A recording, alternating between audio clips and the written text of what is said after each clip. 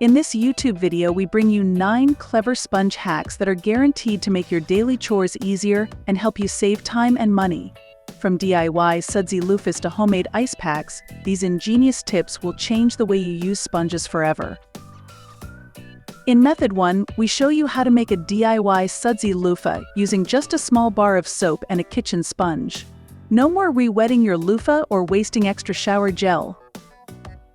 Method 2 teaches you how to create a quick and inexpensive ice pack using a household sponge, a ziplock bag, and water, perfect for relieving aching joints or reducing inflammation. Cleaning grill grates and oven racks becomes a breeze with Method 3. We demonstrate how to use a sponge with small squares to effortlessly scrub away grime and make your cooking surfaces sparkly clean. Say goodbye to expensive dryer sheets with Method 4. Learn how to make your own using thin kitchen sponges, fabric softener, and water. Enjoy fresh, static-free laundry at a fraction of the cost. In Method 5, we show you a convenient and quick way to remove nail polish on the go using a sponge and an airtight jar filled with nail polish remover. Keep your blinds and shutters dust-free with Method 6.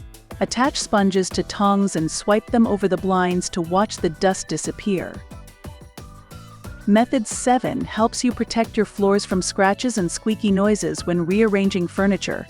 Cut the sponge into small squares, glue them to the furniture legs, and enjoy scratch-free floors. Cleaning the microwave becomes effortless with Method 8. Soak a sponge in white vinegar, heat it up, and watch as the vinegar breaks down tough stains. Finally, Method 9 teaches you a simple and effective way to dry sponges faster, keeping them germ-free and long-lasting. Use a binder clip to keep the sponge upright and allow the liquid to seep out.